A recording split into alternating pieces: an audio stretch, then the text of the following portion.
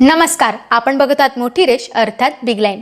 Parcel सेवा मग ती कोणत्याही प्रकारची असो, म्हणजे पोस्ट, कुरिअर सर्व्हिस, त्यासाठी पार्सल पाठवित असलेल्या गावाचा, शहराचा किंवा त्या भागाचा पिन कोड त्यावर टाकणे किंवा आपल्याला माहित असणे गरजेचे आहे। त्यामुळे आपले पार्सल आपल्याला सहजपणे मिळते। परंतु पिन कोड म्हणजे नेमके काय हे आपण आज जाणून घेऊ। पिन कोड म्हणजे पोस्ट इंडेक्स नंबर। याच्या वापराची सुरुवात 15 ऑगस्ट 1972 पासून झाली। पिनकोड निर्मितीचे जनक दळणवळण मंत्रालयातील अतिरिक्त सचिव श्रीराम भिकाजी वेलणकर यांच्या संकल्पनेतून 6 अंकी पिनकोड वापरण्यास सुरुवात झाली।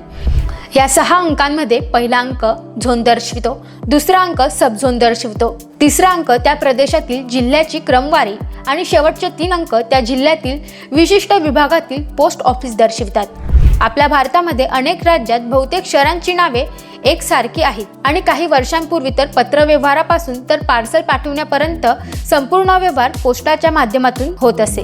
कालांतराने कुरिअर किंवा पार्सल सेवा सुरू झाली। त्या सेवेलाही पिनकोडच्या साहाय्याने विकसित होता आले। पिनकोड बाबत एक महत्त्वाची बाब म्हणजे राज्य, शहर यांची ओळख दर्शवित असताना भारतात फक्त 2 पिनकोड हे स्वतंत्र कार्यरत आहेत। ते म्हणजे आपल्या देशाचे राष्ट्रपती भवन, दुसरं म्हणजे केरळ राज्यातील पथानामथिट्टा जिल्ह्यातील शबरीमाला मंदिर।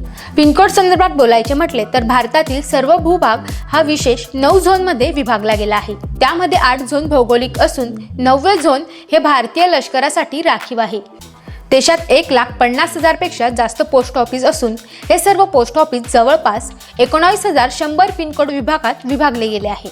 आपण बघत होतात मोठी रेष अर्थात बिग लाईन। व्हिडिओ आवडल्यास चॅनलला सबस्क्राईब, लाईक आणि शेअर करायला विसरू नका।